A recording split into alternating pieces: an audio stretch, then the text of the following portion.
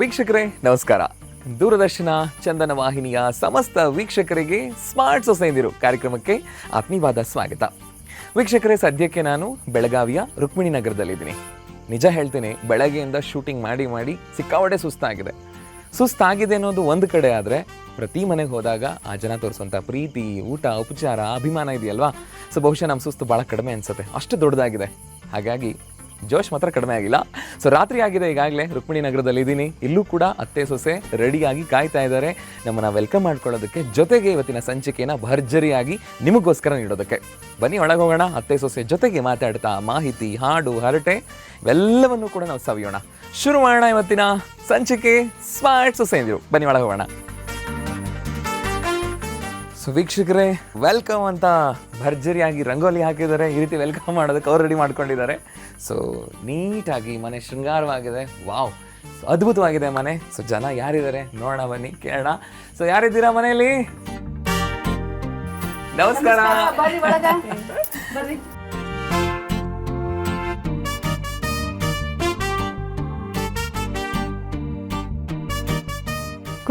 Yes ma'am, ಕೊಡಿ. ವೀಕ್ಷಕರೇ, ಒಳಗಡೆ ಬಂದಿದ್ದಾಯ್ತು. ಅತ್ತೆ ಸೊಸೆ ಪ್ರೀತಿಯಿಂದ ನಮ್ಮನ್ನು ಸ್ವಾಗತಿಸಿ ಇಲ್ಲಿ ಕೂರಿಸಿದ್ದಾಯ್ತು. ನಾವೀಗ ಅವರನ್ನು ನಮ್ಮ ಕಾರ್ಯಕ್ರಮಕ್ಕೆ ವೆಲ್ಕಮ್ ಮಾಡೋಣ ಅಲ್ವಾ. ಸೊ ನನ್ನ ಬಲಭಾಗದಲ್ಲಿ ಅತ್ತೆ ಶ್ರೀಮತಿ ಲಕ್ಷ್ಮೀ ಕುಂದರ್ನಾಡ್ ಅವರು. ವಯಸ್ಸು 77 ಆಗಿದ್ರೂ ಕೂಡ ಆ ಹುಮ್ಮಸ್ಸು, ಇನ್ನೂ ಜೀವಿಸ್ಬೇಕು ಅನ್ನುವಂಥ ಉತ್ಸಾಹ ಮಾತ್ರ ಕಡಿಮೆ ಇಲ್ಲ ಅಂತಲೇ ಹೇಳ್ಬೋದು. ಸ್ವಾಗತಿಸೋಣ ಶ್ರೀಮತಿ ಲಕ್ಷ್ಮೀ ಕುಂದರ್ನಾಡ್ ಅವರನ್ನ. ನಮಸ್ಕಾರ ಮ್ಯಾಮ್. ನಮಸ್ಕಾರ. ಕಾರ್ಯಕ್ರಮಕ್ಕೆ ಸ್ವಾಗತ. ಹಾಗೇನೆ ನನ್ನ ಎಡಭಾಗದಲ್ಲಿ ಸೊಸೆ ಕೂತಿದ್ದಾರೆ. ಅತ್ತೆನೇ ಇಷ್ಟು ಜೋಶ್ ಅಂದ ಮೇಲೆ ಸೊಸೆ ಸ್ವಲ್ಪ ಜಾಸ್ತಿನೇ ಇರಬೇಕಲ್ವ ಜೋಶು. ಸೊ ಅದೇ ಜೋಶಲ್ಲಿ ಕೂತಿದ್ದಾರೆ. ಸೊ ಶ್ರೀಮತಿ ರೇಖಾ ಕುಂದರ್ನಾಡ್ ಅವರು. ನಮಸ್ಕಾರ ಮ್ಯಾಮ್, ಸ್ವಾಗತ ತಮಗೆ. ನಮಸ್ಕಾರ, ನಿಮಗೂ ಕೂಡ ಸ್ವಾಗತ. ಸೊ ರೆಡಿ ಇದ್ದೀರಿ? ಹಾಗಾದ್ರೆ ಶುರು ಮಾಡೋಣ. ಸೊ ವೀಕ್ಷಕರೇ, ಶುರು ಮಾಡೋಣ. ಮೊದಲನೇದಾಗಿ ಅತ್ತೆ ಲಕ್ಷ್ಮಿಯವರ ಪರಿಚಯ ತಿಳ್ಕೊಳ್ಳೋಣ. ಅಮ್ಮ ಹೇಳಿ, ನಿಮ್ಮ ಪರಿಚಯ ಮಾಡಿಕೊಡಿ. ನಾವು ಹುಟ್ಟಿದ್ದು ಶಾಪೂರಿನಲ್ಲಿ. ನನ್ನ ಗಂಡ ಮನೆ ಬೆಳಗಾವಿ ಶೆಟ್ಟಿಗಲ್ಲಿಗೆ. ಮದುವೆ ಆಗಿ ಎಷ್ಟು ವರ್ಷ ಆಯ್ತು ಹಾಗಾದ್ರೆ? 63 ವರ್ಷ. 63 ವರ್ಷ ಮದುವೆ ಆಗಿ. ಎಷ್ಟು ವಯಸ್ಸಲ್ಲಿ ಮದುವೆ ಆಗಿದ್ರಿ ನೀವು? 14 ವರ್ಷ. 14 ಇರುವಾಗಲೇ ಮದುವೆ ಆಗ್ಬಿಡ್ತೀವಿ. ಓಕೆ. ಎಷ್ಟು ಜನ ಮಕ್ಕಳಿದ್ದಾರೆ ನಿಮಗೆ? 3 ಮಂದಿ ಗಂಡು ಮಕ್ಕಳು. ಓಕೆ. 8 ಮಂದಿ ಮೊಮ್ಮಕ್ಕಳು. ಪೂರ್ತಿ ಕೂಡು ಕುಟುಂಬದಲ್ಲಿ ಇದ್ದೀರಿ ಹಾಗಾದ್ರೆ ಅಲ್ವಾ? ಹೇಳಿ, 14 ವರ್ಷಕ್ಕೆ ನೀವು ಮದುವೆ ಆಗಿ ಬಂದೆ ಅಂತ ಹೇಳಿದ್ರಿ. ನೀವು ಬಂದಾಗ ನಿಮ್ಮ ಅತ್ತೆ ಮನೆಯಲ್ಲಿ ಎಷ್ಟು ಜನ ಇದ್ರು, ಯಾರ್ಯಾರು ಇದ್ರು? ಅವರು 8 ಮಂದಿ ಇದ್ರು. ಓಕೆ. ನಮ್ಮ ಅತ್ತಿ ನಮ್ಮ ಮೈದ್ನ, ನಮ್ಮ ಮನೆಯವರು, ನಮ್ಮ ಭಾವ ಒಬ್ಬರಿದ್ರು, ನಾವು 8 ಮಂದಿ ಇದ್ರಿ. 8 ಜನ. ಓಕೆ.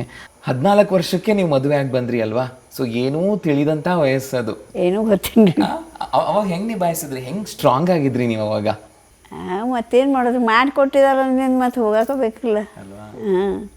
ವೀಕ್ಷಕರೇ, 63 ವರ್ಷದ ದಾಂಪತ್ಯ ಜೀವನ, 14 ವರ್ಷಕ್ಕೆ ಮದುವೆ, ಏನೂ ಅರಿಯದ ವಯಸ್ಸಲ್ಲೇ ಜವಾಬ್ದಾರಿಗಳ ಆರಂಭ.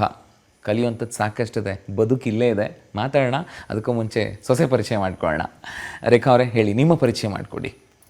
ನಾನು ರೇಖಾ ರವಿ ಕುಂದರ್ನಾಡ್. ನಾನು ಹುಟ್ಟಿದ್ದು ರಾಮದುರ್ಗದಲ್ಲಿ. ನನ್ನ ಮದುವೆಯಾಗಿ ಬಂದಿದ್ದು ಬೆಳಗಾವಿ ಶೆಟ್ಟಿಗಲ್ಲಿ. ಮದುವೆ ಆಗಿ ಎಷ್ಟು ವರ್ಷ ಆಯಿತು?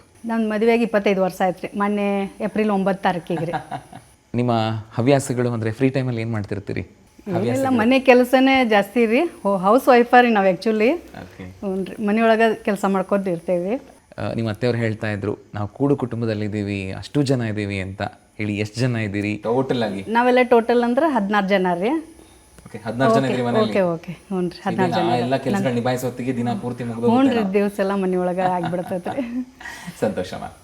ವೀಕ್ಷಕರೇ, ಬನ್ನಿ, ಸೊಸೆ ಪರಿಚಯ ಆಯಿತು. ಅತ್ತೆ ಹತ್ರ ಇನ್ನೊಂದಷ್ಟು ಮಾತಾಡೋಣ. ಅಮ್ಮ ಹೇಳಿ, 14 ವರ್ಷಕ್ಕೆ ಬಂದ್ರಲ್ವ ನೀವು ನಿಮ್ಮ ಗಂಡನ ಮನೆಗೆ, ಏನೇನು ಕಷ್ಟ ಫಸ್ಟ್ ಶುರುವಾಗಿದ್ದು ನಿಮಗೆ? ಅಂದರೆ ಅಡುಗೆ, ಮನೆಯವರು ನಿಭಾಯಿಸೋದು, ಬಟ್ಟೆ ಒಗೆಯೋದು, ಇವೆಲ್ಲ ಕೆಲಸಗಳಿರ್ತಾವಲ್ವ? ಎಲ್ಲ ಮಾಡಬೇಕಲ್ಲ. ಮಾಡಿದ್ರಿ?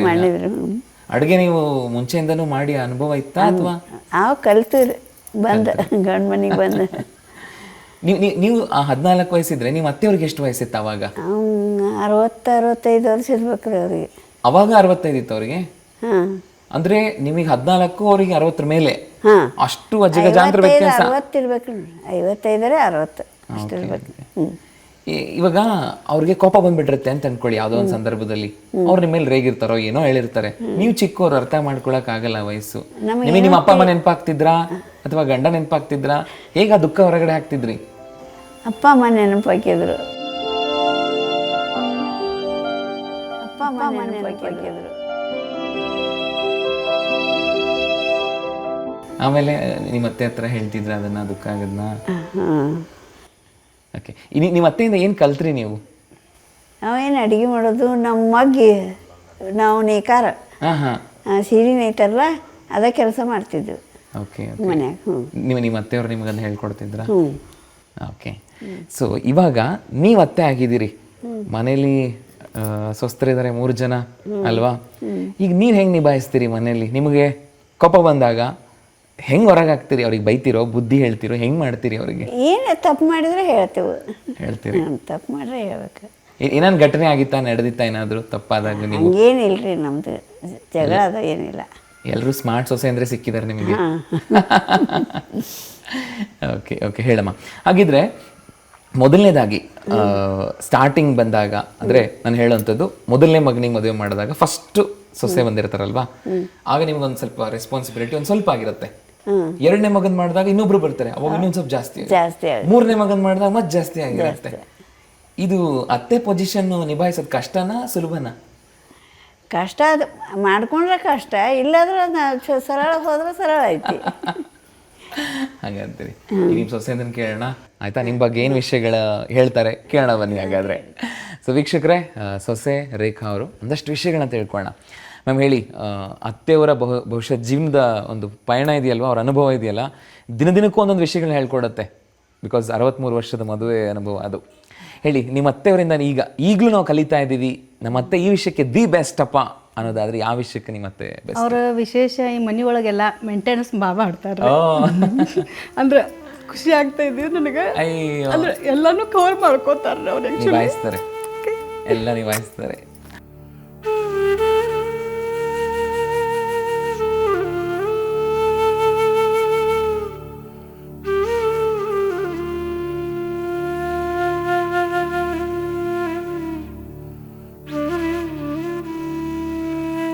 ಸೊ ನಮ್ಮ ಸ್ಮಾರ್ಟ್ ಸೊಸೆ ಅಂದ್ರೆ ಉದ್ದೇಶನೇ ಅದು, ದೊಡ್ಡವರಿಂದ ಕಲಿಯುವಂಥದ್ದು ಇರುತ್ತೆ, ಕಲೀರಿ ಅನ್ನುವಂಥದ್ದು. ಹೇಳಿ, ನಿಭಾಯಿಸ್ತಾರೆ ಅಂತ ಹೇಳಿದ್ರಿ. ಓಕೆ ಓಕೆ, ಮಾಡ್ತಾರೆ, ಅವರು ಮಾಡ್ಕೊಂಡು ಹೋಗ್ತಾರೆ, ನಾವು ಮುಂದೆ ಅವ್ರದ್ದು ಮಾಡ್ಕೊಂಡು ಹೋಗ್ತೀವ್ರಿ, ಅವ್ರದ್ದು ಒಟ್ಟು ಹೆಸರು ಉಳಿಸ್ತೀವಿ ಅಷ್ಟು. ಹಂಗಂತೀರಿ. ಇವಾಗ ನಿಮ್ಮದು ಇರ್ತಿರಲ್ವಾ ವಾರ್ಗಿತ್ತೀರು, ಈಗ ಅತ್ತೆ ಹೇಗೋ ನಿಭಾಯಿಸ್ತೀರಿ ಆಯಿತು. ಸಾಮಾನ್ಯವಾಗಿ ನಾವು ಕುಟುಂಬಗಳಲ್ಲಿ ನೋಡ್ತಾ ಇರ್ತೀವಿ, ವಾರ್ಗಿತ್ತೀರ ಮಧ್ಯೆ ಮನಸ್ತಾಪಗಳಿರುತ್ತೆ, ಹೊಂದಾಣಿಕೆ ಇರೋದಿಲ್ಲ. 16 ಜನ ಬದುಕ್ತಾ ಇದ್ದೀರಿ ಒಂದೇ ಮನೆಯಲ್ಲಿ ಅಂದರೆ ಅಲ್ಲಿ ಹೊಂದಾಣಿಕೆ ಎಷ್ಟರ ಮಟ್ಟಿಗಿದೆ ಅಂತ ಗೊತ್ತಾಗುತ್ತೆ. ನೀವು ವಾರ್ಗಿತ್ತೀರ ಬಗ್ಗೆ ಹೆಂಗೆ? ಆ್ಯಕ್ಚುಲಿ ಎಲ್ಲರೂ ಖುಷಿಲೇನೆ ಇದ್ದೀವ್ರಿ, ನಿಜವಾಗ್ಲೂ ಹೇಳ್ಕೊಂಡು ಖುಷಿದ ಆನಂದ ಬಾಷ್ಪ. ಆನಂದ ಬಾಷ್ಪ ಇದು.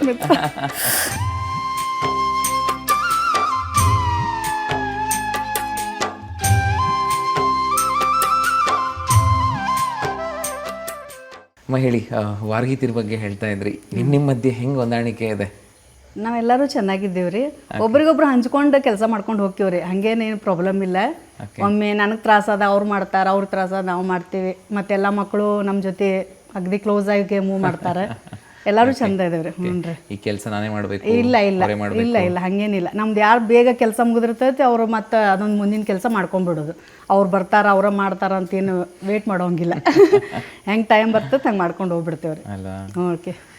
ಇದೇ ಅಲ್ವಾ ಬೇಕಾಗಿರೋದು. ವೀಕ್ಷಕರೇ, ಅತ್ತೆ ಬಗ್ಗೆ ಹೇಳಿದಾಗ ಕಣ್ಣೀರು ಹಾಕಿದ್ರು, ಜೊತೆಗೆ ಕಲಿಯುವಂಥ ವಿಷಯಗಳ ಬಗ್ಗೆ, ವಾರ್ಗಿತ್ತೀರ ಮಧ್ಯೆ ಇರುವಂಥ ಹೊಂದಾಣಿಕೆ ಬಗ್ಗೆ ನಾವು ಕಲಿತಾ ಹೋದರೆ ನಾಳೆ ನಮ್ಮ ಮಕ್ಕಳು ಕೂಡ ಅದನ್ನೇ ಪಾಲನೆ ಮಾಡ್ತಾ ಹೋಗ್ತಾರೆ. ಕುಟುಂಬ ಗಟ್ಟಿಯಾಗಿರೋದಕ್ಕೆ ಇಷ್ಟು ಸಾಕು ಅಂತ ಅನ್ಕೋತೀನಿ. ಕಲಿಯುವಂಥದ್ದು ಇದನ್ನೇ ಅಲ್ವಾ, ನಾವು ದೊಡ್ಡವರಿಂದ ಪಾಲನೆ ಮಾಡಬೇಕಾಗಿರೋಂಥದ್ದು ಇದನ್ನೇ ಅಲ್ವಾ. ಖುಷಿ ಆಗುತ್ತೆ. ಬನ್ನಿ ಅತ್ತೇನು ಕೇಳೋಣ, ಅತ್ತೆ ಬಗ್ಗೆ ಕಣ್ಣೀರು ಹಾಕಿದಂಥ ಸೊಸೆ ಬಗ್ಗೆ ಅತ್ತೇನು ಹೇಳ್ತಾರೆ ಅಂತ. ಅಮ್ಮ ಹೇಳಿ, ನಿಮ್ಮ ಬಗ್ಗೆ ಕೇಳಿದಾಗ ಅವರು ಮಾತಿಗೆ ಮುಂಚೆ ಕಣ್ಣೀರೇ ಹಾಕಿದ್ರು. ಖುಷಿಲಿ ಆದಾಗ ಕಣ್ಣೀರು ಬರುತ್ತವ್ರಕ್ಕಿ. ಹೌದ್ರಾ? ನಿಮ್ಮ ಬಗ್ಗೆ ಮಾತಾಡಿದಾಗೆಲ್ಲ? ಹಾಂ, ಯಾರ ಬಗ್ಗೆ ಮಾತಾಡೋನು ಖುಷಿಲೇ ಮಾತಾಡಿದ್ರೆ ಕಣ್ಣೀರು ಬರ್ತಾವೆ. ಅದು ಆನಂದ ಬಾಷ್ಪ ಅದು. ಹಾಂ. ಸೊ ಬನ್ನಿ ಈಗ ಮುಂದಿನ ಹಂತಕ್ಕೆ ಹೋಗೋಣ. ಅತ್ತೆ ಸೊಸೆ ತುಂಬ ಚೆನ್ನಾಗಿ ಮಾತಾಡಿದ್ರು. ಜೊತೆಗೆ ಮುಂದಿನ ಹಂತ ಭಾರಿ ಇಂಟ್ರೆಸ್ಟಿಂಗ್ ಆಗಿದೆ, ಸ್ಮಾರ್ಟ್ ಮೋಜಿನ ಆಟ. ಸೊ ಈ ಆಟದಲ್ಲಿ ಅತ್ತೆ ಸೊಸೆ ಸೇರಿ ಹೇಗೆ ಆಟ ಆಡ್ತಾರೆ ಅಂತ ನೋಡೋಣ. ಆದರೆ ಸದ್ಯಕ್ಕೆ ಕಾರ್ಯಕ್ರಮದಲ್ಲಿ ನಾವೊಂದು ಪುಟ್ಟ ವಿರಾಮ ತಗೋಣ. ಸೊ ನೀವು ನೋಡ್ತಾ ಇದ್ದೀರಾ ಸ್ಮಾರ್ಟ್ ಸೊಸೆಯಂದಿರು.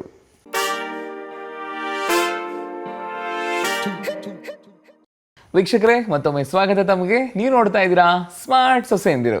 ಸೊ ಮುಂದಿನ ಹಂತ ನಾನಾಗಲೇ ಹೇಳಿದ್ದೆ, ಸ್ಮಾರ್ಟ್ ಮೋಜಿನ ಆಟ.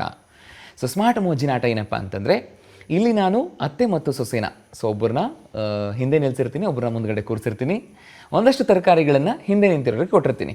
ಅವರು ಎಡಗಡೆ ಮತ್ತು ಬಲಗಡೆ ಒಂದೊಂದು ತರಕಾರಿಗಳನ್ನು ಹಿಡ್ಕೊಂಡು ನಿಂತಿರ್ತಾರೆ.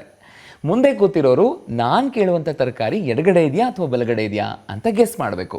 ಸೊ ನೋಡೋಣ ಅವ್ರವ್ರ ಮಧ್ಯೆ ಹೇಗೆ ಅವ್ರ ತರಕಾರಿಗಳನ್ನ ಹಿಡ್ಕೊಂಡು ನಾನು ಕೇಳೋದಕ್ಕೆ ರೈಟ್ ಆರ್ ಲೆಫ್ಟ್ ಅಂತ ಆನ್ಸರ್ ಮಾಡ್ತಾರೆ ಅಂತ. ಸೊ ಬನ್ನಿ ನೋಡೋಣ.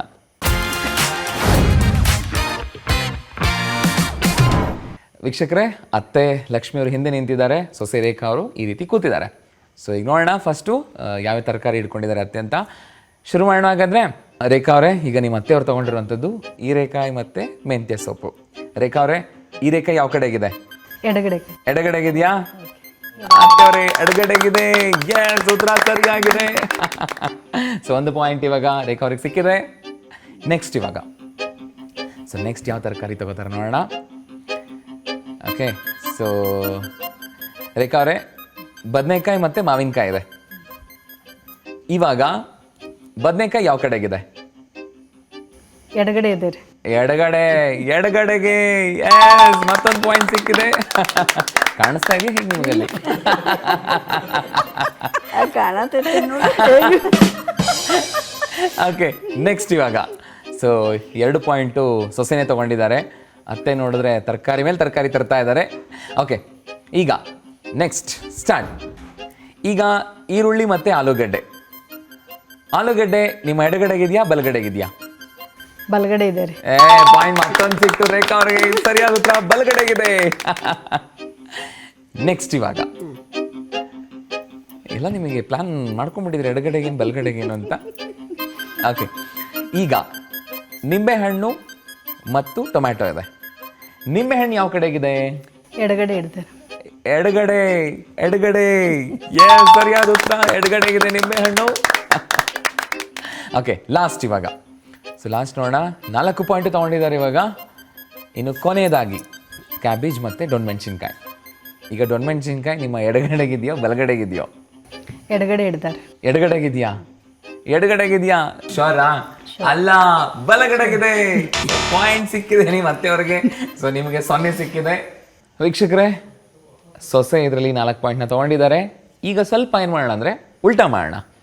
ಈಗ ಅತ್ತೆನ ಕೂರಿಸೋಣ, ಸೊಸೆನ ಹಿಂದೆ ಕಳಿಸೋಣ, ಅತ್ತೆ ಗೆಸ್ ಮಾಡಬೇಕು. ಸೊ ನೋಡೋಣ ಅತ್ತೆ ಎಷ್ಟು ಪಾಯಿಂಟ್ ತೊಗೊತಾರೆ ಇದರಲ್ಲಿ ಅಂತ. ಶುರು ಮಾಡೋಣವಾ? ಬನ್ನಿ. ಸೊ ಇವಾಗ ಸೊಸೆ ಹಿಂದ್ಗಡೆ ನಿಂತಿದ್ದಾರೆ, ತರಕಾರಿಗಳನ್ನು ಕೈಯಲ್ಲಿ ಹಿಡ್ಕೊಂಡು ರೆಡಿ ಆಗ್ತಾ ಇದ್ದಾರೆ. ಇವಾಗ ಅತ್ತೆ ಗೆಸ್ ಮಾಡಬೇಕು. ಓಕೆನಾ ಮ್ಯಾಮ್? ರೆಡಿ ಅಲ್ವಾ? ಶುರು ಮಾಡೋಣ. Okay, first round start. Okay ಅಮ್ಮ, ಇವಾಗ ನಿಮ್ಮ ಸೊಸೆ ಆಲೂಗೆಡ್ಡೆ ಮತ್ತು ಡೊಣ್ಮೆಣಸಿನ್ಕಾಯಿ ತೊಗೊಂಡಿದ್ದಾರೆ. ಆಲೂಗೆಡ್ಡೆ ಯಾವ ಕಡೆಗಿದೆ? ನಿಮ್ಮ ಎಡಗಡೆಗಿದೆಯಾ ಬಲಗಡೆಗಿದೆಯಾ? ಬಲಗಡೆಗಿದೆಯಾ? ನಿಮ್ಮ ಉತ್ತರ ಆಗಿದೆ ತಪ್ಪು. ಅದಿರುವಂಥದ್ದು ಎಡಗಡೆ. ಸೊ ನಿಮಗೆ 0 ಸಿಕ್ಕಿದೆ. ಬೇಜಾರಾಗಬೇಡಿ, ಮತ್ತೊಂದು ರೌಂಡ್ ಬರುತ್ತೆ. ಓಕೆ, ನೆಕ್ಸ್ಟ್ ನೋಡೋಣ. ನಿಮ್ಮ ಸೊಸೆ ತೊಗೊಂಡಿರುವಂಥದ್ದು ಮಾವಿನಕಾಯಿ ಮತ್ತು ಬದನೆಕಾಯಿ. ಈಗ ಮಾವಿನಕಾಯಿ ನಿಮ್ಮ ಎಡಗಡೆಗಿದೆಯೋ ಬಲಗಡೆಗಿದೆಯೋ? ಎಡಗಡೆಗಿದೆಯಾ? ಎಸ್, ಸರಿಯಾದ ಉತ್ತರ ಎಡಗಡೆಗಿದೆ. ಈಗ ನೆಕ್ಸ್ಟ್ ನೋಡೋಣ. ಇವಾಗ ನಿಮ್ಮ ಸೊಸೆ ತೊಗೊಂಡಿರುವಂಥದ್ದು ಹೀರೆಕಾಯಿ ಮತ್ತು ಮೆಂತ್ಯ ಸೊಪ್ಪು. ಈಗ ಮೆಂತ್ಯ ಸೊಪ್ಪು ನಿಮ್ಮ ಎಡಗಡೆಗಿದೆಯೋ ಬಲಗಡೆಗಿದೆಯೋ? ಬಲಗಡೆಗಿದೆಯಾ? ಎಸ್, ಉತ್ತರ ಮತ್ತೆ ಸರಿಯಾಗಿದೆ, ಬಲಗಡೆಗಿದೆ. ಮತ್ತೊಂದು ಪಾಯಿಂಟ್ ಸಿಕ್ತು. ಓಕೆ, ಈಗ ನೆಕ್ಸ್ಟ್ ನೋಡೋಣ. ಈಗ ನಿಮ್ಮ ಸೊಸೆ ರೇಖಾ ಅವ್ರು ತಗೊಂಡಿರುವಂಥದ್ದು ನಿಂಬೆಹಣ್ಣು ಮತ್ತು ಕ್ಯಾಬೇಜ್. ನಿಂಬೆಹಣ್ಣು ಎಡಗಡೆಗಿದೆಯಾ ಬಲಗಡೆಗಿದೆಯಾ? ಎಡಗಡೆಗಿದೆ. ನಿಮ್ಮ ಉತ್ತರ ಆಗಿದೆ ತಪ್ಪು, ಬಲಗಡೆಗಿದೆ. ಆ್ಯಂಡ್ ಲಾಸ್ಟ್ ರೌಂಡ್ ನೋಡೋಣ ಹೇಗೆ ಗೆಸ್ ಮಾಡ್ತೀರಾ ಅಂತ. ಈಗ ಅವ್ರು ತೊಗೊಂಡಿದ್ದಾರೆ ಈರುಳ್ಳಿ ಮತ್ತು ಟೊಮ್ಯಾಟೊ. ಈರುಳ್ಳಿ ನಿಮ್ಮ ಎಡಗಡೆಗಿದೆಯಾ ಬಲಗಡೆಗಿದೆಯಾ? ಬಲಗಡೆಗೆಲ್ಲ ಇರುವಂಥದ್ದು ಎಡಗಡೆಗೆ. ನಿಮ್ಮ ಪಾಯಿಂಟ್ ಆಗಿದೆ 0 ಇದರಲ್ಲಿ. ಸೊ ಟೋಟಲ್ ಆಗಿ ನೀವು 2ಕ್ಕೆ ಮಾತ್ರ ಸರಿಯಾದ ಉತ್ತರ ಕೊಟ್ಟಿದ್ದೀರಾ. ಸೊ ನಿಮ್ಗೆ 2 ಪಾಯಿಂಟ್ ಸಿಕ್ಕಿದೆ, ನಿಮ್ಮ ಸೊಸೆಗೆ 4 ಪಾಯಿಂಟ್ ಸಿಕ್ಕಿದೆ. ಸೊ ಬಲ್ಲಿ ಒಂದು ಚಪ್ಪಾಳೆ. ಸೊ ವೀಕ್ಷಕರೇ, ನೋಡಿದ್ರಲ್ವಾ ಮೋಜಿನ ಆಟ? ಉದ್ದೇಶ ಇಷ್ಟೇ, ಈ ಒಂದು ಅನ್ಯೋನ್ಯತೆ ಸದಾ ಇರಬೇಕು, ಪ್ರತಿ ಕ್ಷಣ ಇರಬೇಕು ಅನ್ನುವಂಥದ್ದೇ ಈ ಒಂದು ಆಟದ ಉದ್ದೇಶ. ಅಷ್ಟೇ ಅಲ್ಲ, ಮುಂದಿನ ಹಂತದಲ್ಲಿ ಸ್ಮಾರ್ಟ್ ಸಿಂಗಿಂಗ್ ಇದೆ, ಅದನ್ನು ಅಷ್ಟೇ ಚೆನ್ನಾಗಿ ಹಾಡೋರಿದ್ದಾರೆ. ಸೊ ಸದ್ಯಕ್ಕೊಂದು ಪುಟ್ಟ ವಿರಾಮ ತಗೊಳ್ಳಿ. ನೀವು ನೋಡ್ತಾ ಇದ್ದೀರಾ ಸ್ಮಾರ್ಟ್ ಸೊಸೆಯಂದಿರು.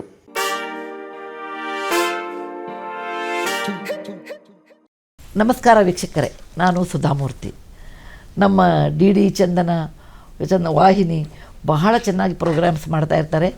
ಆ ಪ್ರೋಗ್ರಾಮ್ಸ್ ನಾನು ನೋಡಿ ಬಹಳ ಆನಂದಿಸ್ತೀನಿ. ಅದರ ಕಂಟೆಂಟ್ ಬಹಳ ಚೆನ್ನಾಗಿರ್ತದೆ ಮತ್ತು ಜನಸಾಮಾನ್ಯರಿಗೆ ಅದು ಒಂದು ರೀತಿಯಿಂದ ಸಹಾಯವಾಗಿ ಹೋಗಿರುತ್ತೆ. ಈಗ ನಮ್ಮ ಡಿ ಡಿ ಅವರು ದೂರದರ್ಶನದವರು ಸ್ಮಾರ್ಟ್ ಸೊಸೆ, ಅತ್ತೆ ಸೊಸೆಯರ ಸಂಬಂಧ ಅದರ ಬಗ್ಗೆ ಮಾಡಿರೋದು, ಅದನ್ನು ಜನಸಾಮಾನ್ಯರಿಗೆ ಇದು ಅರ್ಥವಾಗುವಂಥದ್ದಿರೋದು. ಇದು ಸುಂದರವಾದ ಒಂದು ಪ್ರದರ್ಶನ ಪ್ರೋಗ್ರಾಮ್ ಇದೆ. ನೀವು ನೋಡಬೇಕು, ಆನಂದಿಸಬೇಕು, ನಿಮ್ಮ ಅನಿಸಿಕೆಯನ್ನು ಸಹಿತ ನೀವು ತಿಳಿಸ್ಬೇಕು. ನಾನೆಲ್ಲರಿಗೂ ಇನ್ನೊಂದು ಬಾರಿ ದೂರದರ್ಶನದ ಪ್ರೋಗ್ರಾಮ್ಗಳನ್ನು ನೋಡಿ ಅಂತ ಹೇಳಲಿಕ್ಕೆ ಬಯಸ್ತೀನಿ. ಧನ್ಯವಾದ, ನಮಸ್ಕಾರ. ವೀಕ್ಷಕರೇ, ಮತ್ತೊಮ್ಮೆ ಸ್ವಾಗತ ತಮಗೆ. ನೀವು ನೋಡ್ತಾ ಇದ್ದೀರಾ ಸ್ಮಾರ್ಟ್ ಸೊಸೆಯಂದಿರು. ಸೊ ಮುಂದಿನ ಹಂತ ಇರುವಂಥದ್ದು ಸ್ಮಾರ್ಟ್ ಸಿಂಗಿಂಗ್. ಸೊ ಈ ಸ್ಮಾರ್ಟ್ ಸಿಂಗಿಂಗಲ್ಲಿ ಏನಪ್ಪ ಅಂತಂದರೆ 3 ಹಾಡುಗಳ ಚರಣಗಳನ್ನು ನಾನಿಲ್ಲಿ ಹಾಡ್ತೀನಿ. ಸೊ ಅತ್ತೆ ಸೊಸೆ, ಸೊ ಸಡನ್ನಾಗಿ ಗೆಸ್ ಮಾಡಬೇಕು. ನಾನು ಚರಣ ಆಡ್ತಾ ಇದ್ದ ಹಾಗೇ ಗೆಸ್ ಮಾಡಿ ಅದನ್ನು ಕಂಟಿನ್ಯೂ ಮಾಡಬೇಕು. ಸೊ ಯಾರು ಗೆಸ್ ಮಾಡ್ತಾರೆ ಅವ್ರಿಗೆ ಪಾಯಿಂಟ್ ಸಿಗುತ್ತೆ. ಬನ್ನಿ ಶುರು ಮಾಡೋಣ ಸ್ಮಾರ್ಟ್ ಸಿಂಗಿಂಗ್ನ.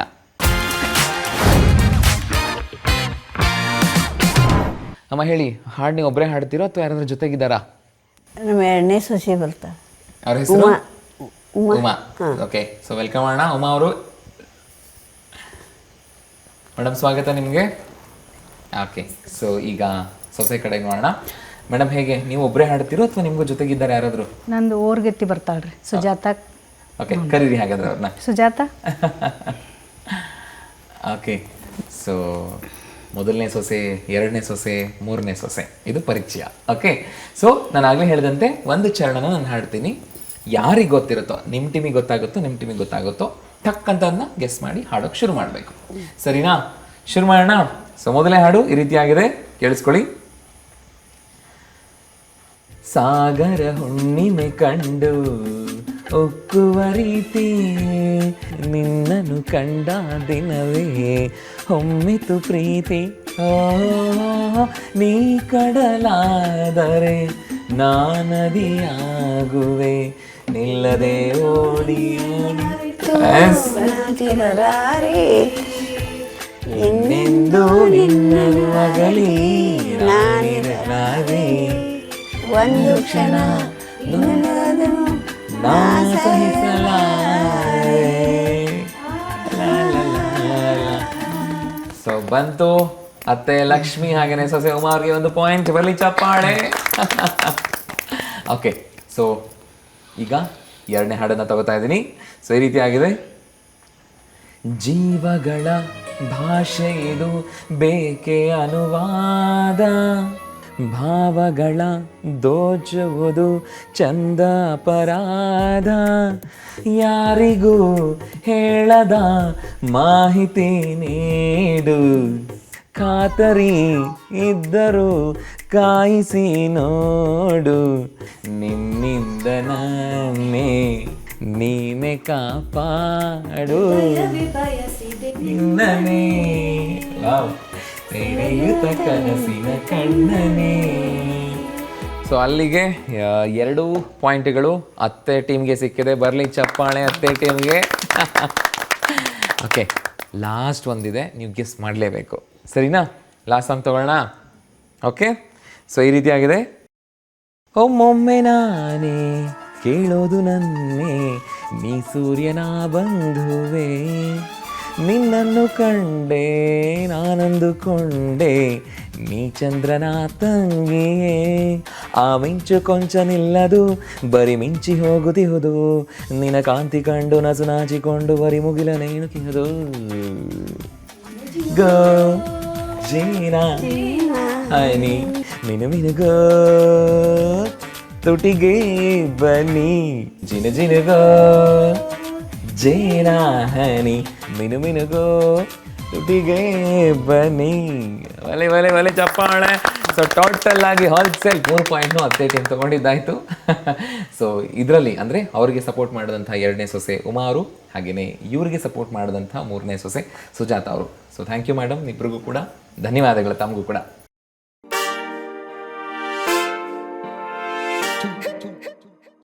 ವೀಕ್ಷಕರೇ, ಹಾಡು, ಮಾತು, ಮಾಹಿತಿ ಇದೆಲ್ಲದರ ಜೊತೆಗೆ ಮುಖ್ಯವಾದ ಮುಂದಿನ ಹಂತ ಸ್ಮಾರ್ಟ್ ಸಲಹೆ. ಸೊ ಎಲ್ಲರ ಸುಖಿ ಕುಟುಂಬಕ್ಕೆ ಸಾಕಷ್ಟು ವಿಷಯಗಳನ್ನು ನಾವು ತಿಳ್ಕೋಬೇಕು, ಪಾಲಿಸ್ಬೇಕಲ್ವಾ? ಸೊ ಹಾಗಾಗಿನೇ ಮುಂದೆ ಕೊಡುವಂಥದ್ದು ಸ್ಮಾರ್ಟ್ ಸಲಹೆ. ಯಾರು ಕೊಡ್ತಾ ಇದ್ದಾರೆ ಗೊತ್ತಾ? ಖ್ಯಾತ ಮನೋತಜ್ಞರು ಹಾಗೆಯೇ ಪದ್ಮಶ್ರೀ ಪುರಸ್ಕೃತರಾದಂತಹ ಡಾಕ್ಟರ್ CR ಚಂದ್ರಶೇಖರ್ ಅವರು. ನೋಡ್ಕೊಂಡು ಬನ್ನಿ ಸ್ಮಾರ್ಟ್ ಸಲಹೆನ.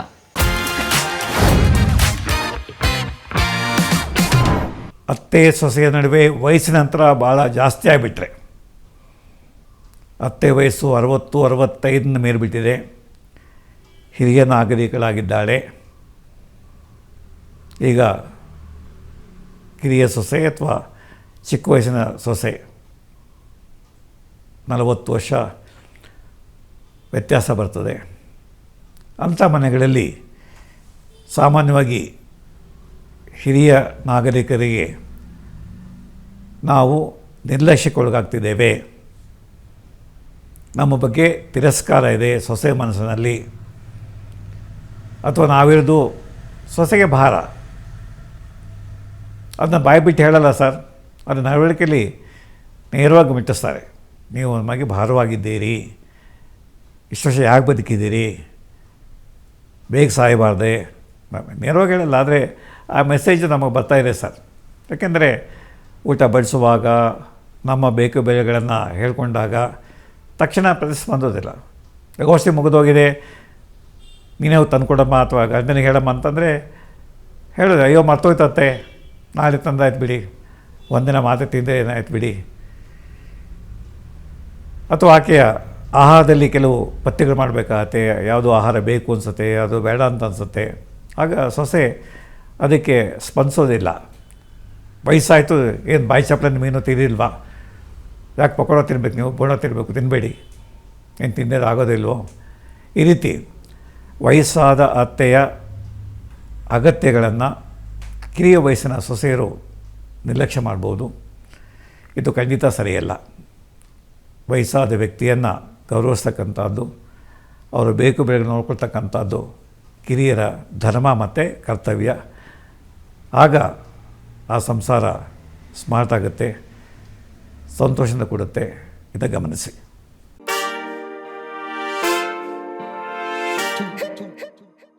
ವೀಕ್ಷಕರೇ, ತಿಳ್ಕೊಂಡ್ರಿ ಅಲ್ವಾ ಸ್ಮಾರ್ಟ್ ಸಲಹೆನ? ನಾವು ಯಾವಾಗಲೂ ಹೇಳುವಂತೆ ಸ್ಮಾರ್ಟ್ ಸಲಹೆನ ಬರೀ ಕೇಳಿ ಬಿಡೋದಷ್ಟಲ್ಲ, ಅದನ್ನು ಅಳವಡಿಸ್ಕೊಳ್ಬೇಕು ಕೂಡ. ಸೊ ಹಾಗಾಗಿ ನಾವೆಲ್ಲರೂ ಅಳವಡಿಸ್ಕೊಳ್ಳೋಣ ಅಲ್ವಾ? ಬನ್ನಿ, ಕಾರ್ಯಕ್ರಮದಲ್ಲಿ ಭಾಗವಹಿಸಿ ಅತ್ತೆ ಸೊಸೆ ಇಬ್ಬರಿಗೂ ಹೇಗೆ ಅನ್ನಿಸ್ತು, ನಮ್ಮ ಕಾರ್ಯಕ್ರಮದ ಉದ್ದೇಶದ ಬಗ್ಗೆ ಅವರ ಅಭಿಪ್ರಾಯ ಏನು ತಿಳ್ಕೊಳ್ಳೋಣ. ಹೇಳಿ, ಭಾಗವಹಿಸಿ ಹೇಗೆ ಅನ್ನಿಸ್ತು ನಿಮಗೆ? ಚಲೋ ಅನಿಸ್ತು, ಎಲ್ಲ ಕಾರ್ಯಕ್ರಮ ಚಲೋ ಅದು. ಚೆನ್ನಾಗಿತ್ರಿ, ಹಾಡಾಡಿದ್ದು, ಮಾತಾಡಿದ್ದು, ಚಲೋ ನಿಮ್ಮ ಅನುಭವಗಳನ್ನು ಹೇಳಿದಿರಿ ಅಲ್ವಾ? ಸೊ ಏನ್ ಹೇಳ್ತೀರಿ ವೀಕ್ಷಕರಿಗೆ? ಅತ್ತೆ ಸೊಸೆ ಚೆನ್ನಾಗಿರಿ ಅಂತ ಹೇಳೋದಾದ್ರೆ ಹೇಗೆ ಹೇಳ್ತೀರಿ? ಎಲ್ಲ ಅತ್ತೆ ಸೊಸೆಯರು ಚೆನ್ನಾಗಿರ್ಬೇಕು. ಆಗ್ಲೇ ಅಲ್ವಾ ಸಂಸಾರ ಗೆಲ್ಲೋದು. ಹಂಗಿರೋದು. ಸಂತೋಷಮ್ಮ, ತುಂಬಾ ಖುಷಿ ಆಯ್ತು. ವೀಕ್ಷಕರೇ, ಬನ್ನಿ ಅನುಭವನ ಅವರ ಸೊಸೆ ಹತ್ರ ಕೇಳೋಣ. ಹೇಳಿ ಮ್ಯಾಮ್, ಭಾಗವಹಿಸಿದ ಹೇಗೆ ಅನ್ನಿಸ್ತು, ಮತ್ತೆ ಸ್ಮಾರ್ಟ್ ಸೊಸೆಯಂದಿರು ಕಾರ್ಯಕ್ರಮದ ಉದ್ದೇಶದ ಬಗ್ಗೆ. ಎಲ್ಲ ಕಾರ್ಯಕ್ರಮ ಚಲೋ ಐತೆ ರೀ. ಮತ್ತು ಒಬ್ರಿಗೊಬ್ಬರು ಹೊಂದಾಣಿಕೆ ಇನ್ನೂ ಜಾಸ್ತಿ ಹಾಕ್ಕೊಂತ ಹೋಗ್ಲಿ ಅಂತ ಅನ್ನೋದು ಬಯಸ್ತೇನೆ ಎಲ್ಲರ ಕಡೆಯಿಂದ. ನಮ್ಮ ಅತ್ತೆ ಜೊತೆ ಇನ್ನೂ ಚೆನ್ನಾಗಿರಕ್ಕೆ ನೋಡ್ತೇವೆ ನಾವೆಲ್ಲರೂ. ಮತ್ತು ಆದಷ್ಟು ಊರ್ಗಿತ್ತರ ಜೊತೆನೂ ಚೆನ್ನಾಗಿರಕ್ಕೆ ನೋಡ್ತೀವಿ, ಅವರು ಚೆನ್ನಾಗಿರಲಿ ನಮ್ಮ ಜೊತೆ. ಇದೇ ಥರ ಎಲ್ಲರೂ ನಡ್ಕೊಂಡು ಹೋಗ್ರಿ. ಇನ್ಮೇಲೆ ಎಲ್ಲರೂ ಆದಷ್ಟು ಈ ಕಾರ್ಯಕ್ರಮ ನೋಡಿದಾರೆ ಎಲ್ಲರೂ ಅತ್ತೆ ಜೊತೆ ಹೊಂದ್ಕೊಂಡಿರ್ರಿ. ಸೊಸೆ ಅಂದಿರು ಕೂಡ ಅತ್ತಿಗೆ ಹೊಂದ್ಕೊಂಡಿರ್ರಿ ಅಂಥೇಳಿ ಅದನ್ನ ಹೇಳಕ್ಕೆ ಬಯಸ್ತೇನೆ ರೀ. ಸಂತೋಷಮ್ಮ, ತುಂಬ ಖುಷಿ ಆಯಿತು, ಧನ್ಯವಾದಗಳು. ವೀಕ್ಷಕರೇ, ಕೇಳಿಸ್ಕೊಂಡ್ರಿ ಅಲ್ವಾ, ಅವರ ಅನುಭವಗಳನ್ನು ಹಂಚ್ಕೊಂಡಿದ್ದಾಯಿತು. ಸೊ ಬನ್ನಿ, ಹಾಗಾದರೆ ಅವರು ಭಾಗವಹಿಸಿದ್ದು, ಸಕ್ರಿಯವಾಗಿ ಎಷ್ಟು ಚೆನ್ನಾಗಿ ಇನ್ವಾಲ್ವ್ ಆದರು, ಜೊತೆಗೆ ಅವರ ಬದುಕಿನ ವಿಷಯಗಳನ್ನು ಹೇಳಿದ್ರು. ಮುಖ್ಯವಾದ ಉದ್ದೇಶ ಏನಿದೆ ಅದನ್ನು ನಿಜಕ್ಕೂ ಸಾಧ್ಯ ಮಾಡಿದ್ರು ಅಂತ ಹೇಳ್ಬೋದು. ಸೊ ದೂರದರ್ಶನ ಚಂದನ ವಾಹಿನಿಯ ಪರವಾಗಿ ಹಾಗೆಯೇ ಸ್ಮಾರ್ಟ್ ಸೊಸೆಯಂದಿರು ಕಾರ್ಯಕ್ರಮದ ಪರವಾಗಿ ಅಭಿನಂದನಾ ಪತ್ರ ಕೊಡೋದ್ರ ಮೂಲಕ ಅವರನ್ನು ಅಭಿನಂದಿಸುವಂಥ ಸಮಯ. ಮೊದಲನೇದಾಗಿ ಅತ್ತೆ ಶ್ರೀಮತಿ ಲಕ್ಷ್ಮೀ ಕುಂದರ್ನಾಳ್ ಅವರು. ಮೇಡಮ್, ಧನ್ಯವಾದಗಳು ತಮಗೆ. ತುಂಬ ಕಡಿಮೆ ಮಾತಾಡಿದ್ರು ಕೂಡ ತೂಕವಾಗಿ ಮಾತಾಡೋದು ಅಂತ ಹೇಳ್ಬೋದು. ಧನ್ಯವಾದಗಳು ತಮಗೆ. ಅದೇ ರೀತಿಯಾಗಿ ಸೊಸೆ ರೇಖಾ ರವಿ ಕುಂದರ್ನಾಳ್. ಮೇಡಮ್, ಧನ್ಯವಾದಗಳು ತಮಗೆ. Thank you.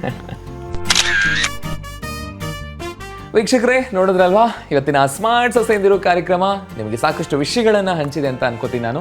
ಅದಕ್ಕೆ ಹೇಳೋದು, ಮನೆಯಲ್ಲಿ ಹಿರಿಜೀವಿಗಳಿರಬೇಕು, ಅನುಭವಸ್ಥರು ಹೇಳುವಂಥ ಮಾತುಗಳನ್ನು ನಾವು ಕೇಳಬೇಕು ಅಂತ. ಯಾಕೆಂದರೆ ಅವರ ಪ್ರತಿ ಅನುಭವಗಳು ನಮ್ಮ ಪ್ರತಿ ಜೀವನದ ಪ್ರತಿ ಕ್ಷಣದ ಒಂದೊಂದು ಪಾಠವಾಗಿ ಮಾರ್ಗದರ್ಶನ ನಮಗೆ ಸಿಗುತ್ತೆ. ಸೊ ಬಹುಶಃ ಆ ಒಂದು ವಿಷಯ ಇವತ್ತಿನ ಸಂಚಿಕೆ ಮೂಲಕ ನಿಮ್ಮೆಲ್ಲರಿಗೂ ಸಿಕ್ಕಿದೆ ಅಂತ ನಾನು ಭಾವಿಸ್ತೀನಿ. ಒಂದು ವೇಳೆ ನೀವು ಇದೇ ರೀತಿ ಭಾಗವಹಿಸಬೇಕಾ? ಖಂಡಿತವಾಗ್ಲೂ ಭಾಗವಹಿಸ್ಬೋದು. ಹೇಗೆ ಅಂತೀರಾ? ನಿಮ್ಮ ಒಂದು ವಿವರಗಳು ಅಂದರೆ ನಿಮ್ಮ ಊರು, ಹೆಸರು, ಮೊಬೈಲ್ ಸಂಖ್ಯೆ, ಹಾಗೆಯೇ ನಿಮ್ಮ ಕಿರುಪರಿಚಯ, ಇದನ್ನು ನೀವು ನಮಗೆ ತಲುಪಿಸ್ಬೇಕು. ಯಾವ ರೀತಿ ಅಂದರೆ ಪತ್ರದ ಮೂಲಕನೂ ತಲುಪಿಸಬಹುದು ಅಥವಾ ಇಮೇಲ್ ಮೂಲಕನೂ ತಲುಪಿಸಬಹುದು. ಒಂದು ವೇಳೆ ನೀವು ಪತ್ರದ ಮೂಲಕ ತಲುಪಿಸ್ತೀರಿ ಅಂತಾದರೆ ವಿಳಾಸ ಈ ರೀತಿಯಾಗಿದೆ. ನಿರ್ಮಾಪಕರು ಸ್ಮಾರ್ಟ್ ಸೊಸೆಯಂದಿರು ಕಾರ್ಯಕ್ರಮ, ದೂರದರ್ಶನ ಕೇಂದ್ರ, ಜೆಸಿ ನಗರ, ಬೆಂಗಳೂರು 560006. ಒಂದು ವೇಳೆ ಇಮೇಲ್ ಮೂಲಕ ನೀವು ಕಳಿಸ್ತೀರಿ ಅಂತಾದರೆ ಇಮೇಲ್ ID ಈ ರೀತಿಯಾಗಿದೆ, dsmartsosayindiru@gmail.com. ಇದರೊಂದಿಗೆ ಕಾರ್ಯಕ್ರಮ ಮುಗಿಸ್ತಾ ಇದ್ದೀನಿ. ಇದುವರೆಗೂ ನೀವು ನೋಡಿದ್ದು ಸ್ಮಾರ್ಟ್ ಸೊಸೆಯಂದಿರು. ನಮಸ್ಕಾರ.